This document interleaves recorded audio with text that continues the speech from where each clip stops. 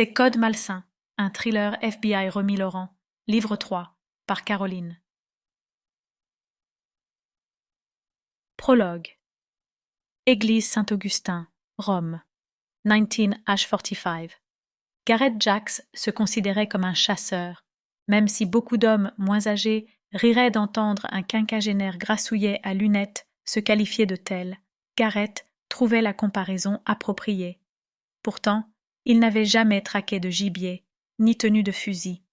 Ce n'étaient pas les animaux qu'il chassait, mais la connaissance. Il était l'un des meilleurs dans son domaine, et seul le gros gibier l'intéressait. Gareth avait parcouru le monde, s'était plongé dans des livres anciens et des sources de savoir cachés.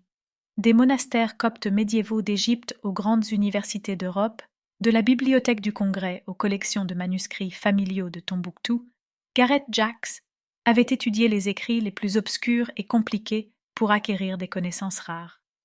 Mais en cet instant, il devait admettre qu'il se trouvait dans une impasse. La bibliothèque de l'Église possédait certains des essais les plus rares de théologie médiévale du monde. Puisque l'Église de Saint-Augustin remontait au 8e siècle et faisait partie des plus anciennes de Rome, elle était tenue par l'ordre des bénédictins. Celui-ci avait jalousement conservé son ancienne bibliothèque à l'écart de celle du Vatican. Il y avait ici des livres impossibles à trouver ailleurs. Mais pour l'instant, ça ne changeait rien. Gareth s'installait tous les jours dans la salle de lecture voûtée, à l'extrémité du sous-sol de la chapelle, depuis maintenant 2 semaines. Il s'était fatigué les yeux à déchiffrer l'écriture latine à moitié effacée d'un scribe, décédé depuis bien longtemps, dans l'espoir de trouver ceux qu'il était venu chercher. Ce ne fut pas le cas. Pendant 14 jours, alors que les dizaines de milliers de touristes au-dessus de lui parcouraient les rues de Rome en prenant des photos et en mangeant des glaces, il était resté assis dans le sous-sol glacial à faire ses recherches.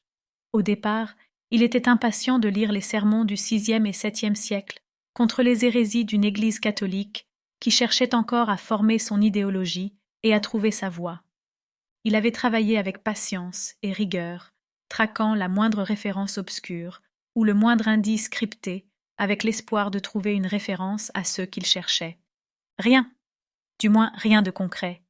Certains mentionnèrent le livre, mais puisqu'il avait déjà été qualifié d'hérésie, aucun texte ne parlait de son contenu, ni de la préservation d'une quelconque copie.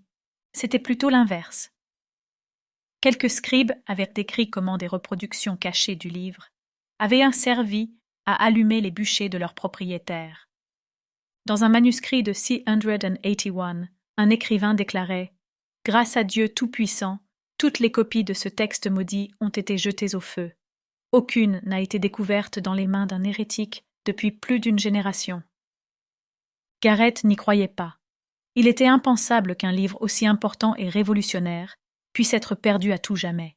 Il avait retrouvé trop de textes, soi-disant perdus pour abandonner, maintenant qu'il avait commencé sa chasse.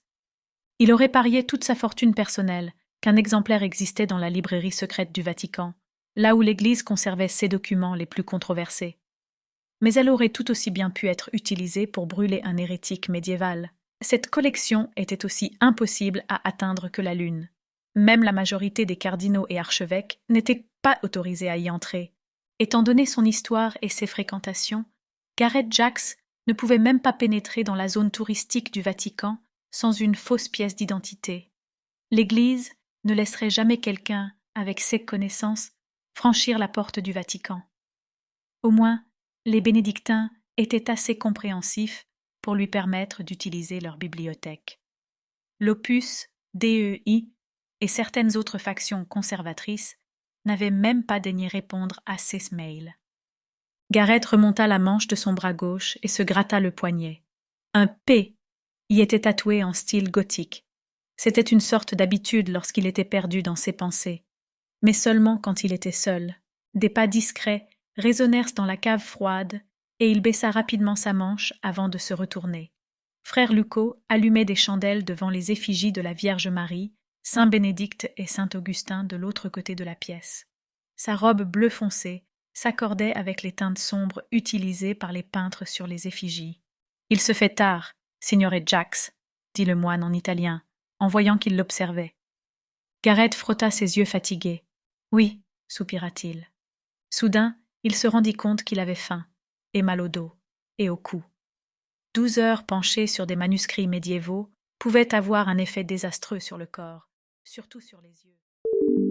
Nous espérons que vous avez apprécié cet aperçu. Pour continuer à écouter ce livre audio sur Google Play Livres, utilisez le lien dans la description de la vidéo.